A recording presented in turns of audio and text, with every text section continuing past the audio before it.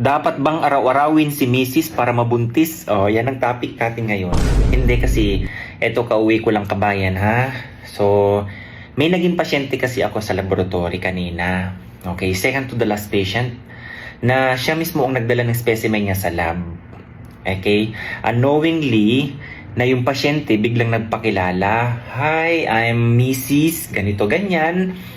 Isa siyang Moroccan national. And the profession is infertility specialist. Isa siyang OB-GYN kabayan.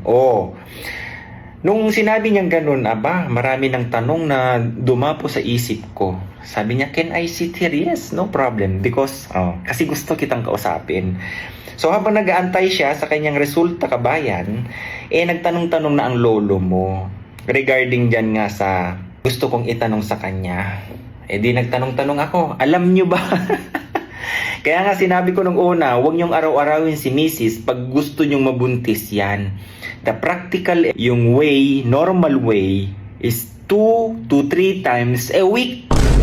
Kabayan, ginawa mong araw-araw, 3 times a day ka. Sabi niya, pagpahingahin nyo din, okay?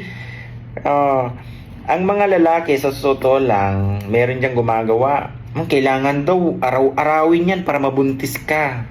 Kabayan, kailan mo ba dapat gawin yung paglabing-labing sa inyong asawa para mabuntis? Diba? Napakagandang tanong yan sa isang OBGYN na infertility specialist. Ang sabi niya sa akin, you are the very talkative person. First talkative person who spoke to me. Okay? And asks more question about anything under OBGYN. So, tinanong ko siya. Hindi daw kasi gusto ko lang, na-curious lang ba ako? Diba? Siyempre, English speaking yun. Ngayon, ang tanong ko sa kanya, kailan ba dapat ang pinakamabisang paglabing-labing para mabuntis ang isang babae? Ang sabi niya, this is the way. Kaya sa unang sabi niya, yung normal way supposedly is 2 to 3 times a week. Kabayan ha, pakinggan mo. Ikaw Brad ha, wag yung panay bira ka ng bira dyan. At ito ang pinaka the best time para maglabing-labing sa inyong mga misis para mabuntis. Kung kayo naman mga misis, alam nyo na kayo ay nasa regular pattern ng menstruation, okay, alam nyo kung kailan darating.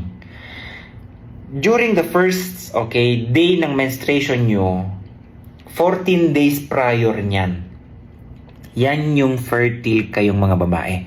Yan yung mga maiinit na ulo ng mga babae. Nag-i-start na yan kasi mainit na ang katawan ng mga yan.